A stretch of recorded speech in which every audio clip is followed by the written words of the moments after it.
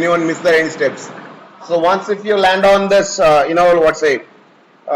control panel, there will be one option called view by. So change it to large icons or small icons.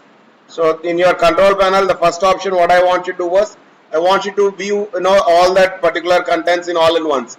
So for that I want you to view either large or small icons. Okay, you all it's all up to you, whatever you want to choose. And once if you finish with that, there is one option called administrative tools. There is one option called administrative tools. Can you able to see that, folks?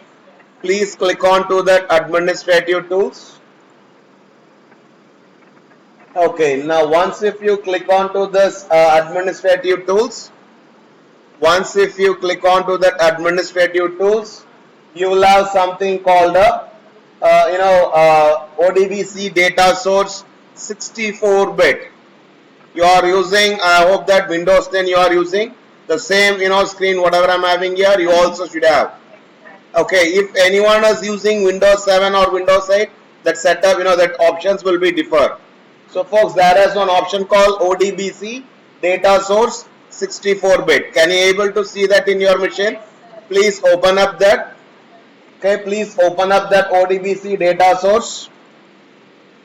Okay, once if you open up that data source, ODBC data source, you should have something called ODBC data source administration 64-bit.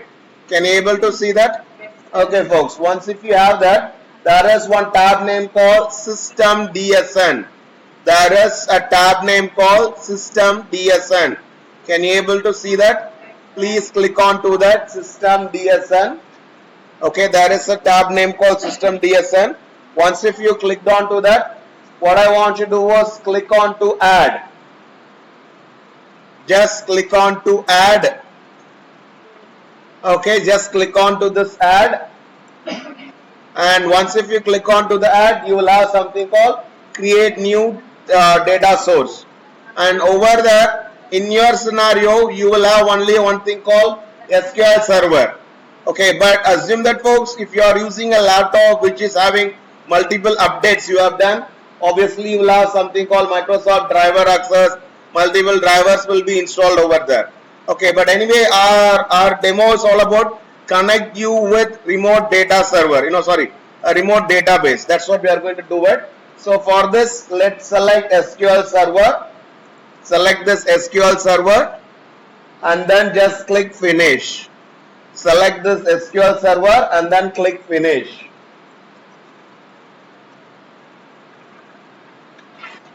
Okay folks, now once if you finish with that server name, what I want to do was try to give server name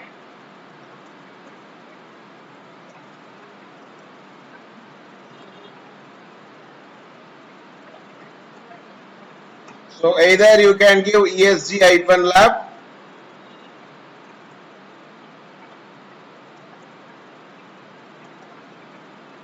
or else there is one IP address. Wait, I'll give you. Or else there is, folks, either you can use this also, or else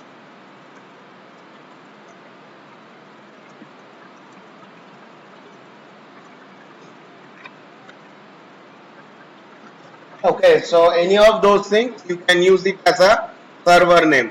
But if you ask me which one you can give it, right now we all connected to a local area connection over here, so that server name will easily understand. But let's say if you are accessing from outside of this campus, then you need to come up with through a IP address, folks. So now preferred one is ESG-lab, you can give it. Have you all given with that, folks? Okay, now let's say, let me also give with that. This, I'm talking about, folks, the last one I'm talking about here. So you can see here which SQL server do you want to connect. So server name will be what? ESG-lab. Okay. And next two things, whatever you are seeing there is, let's say name, you can give any of your unique name. Okay folks, name, you can give any of your unique name. The name, whatever you want to give, you can give any of your unique name, folks.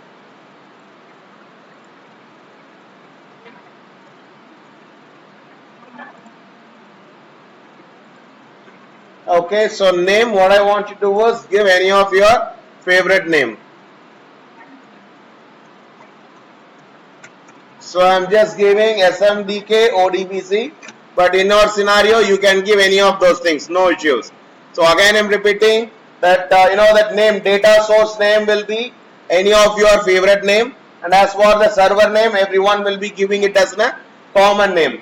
And folks, description, it's not mandatory. If you want, you can give, no problem. Just click next. Just click next,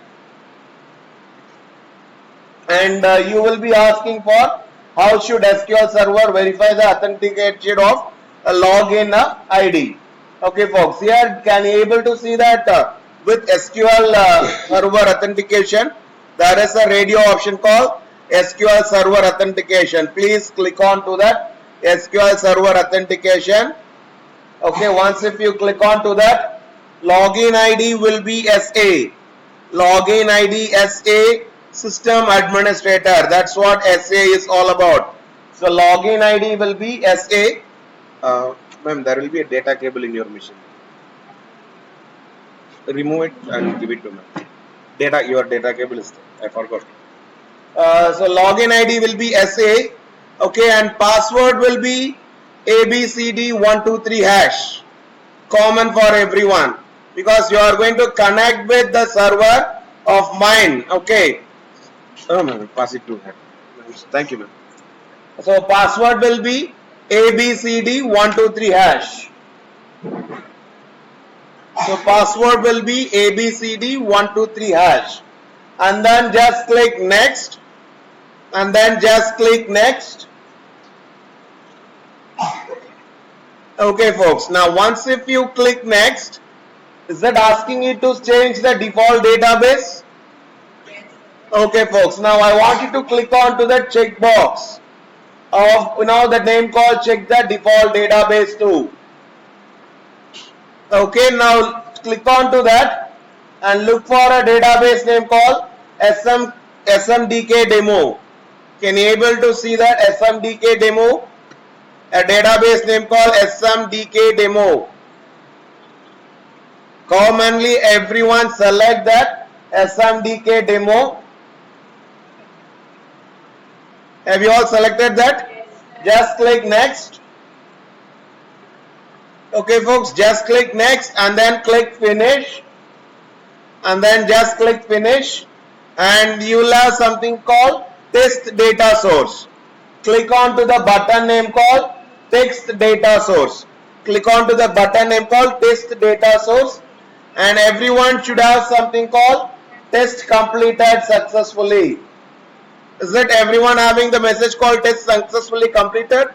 Okay, then just click OK, and again click OK, and now you should check for your name whatever you have created.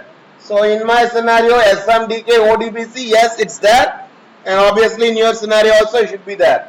And after that you can click OK. After that you can click OK.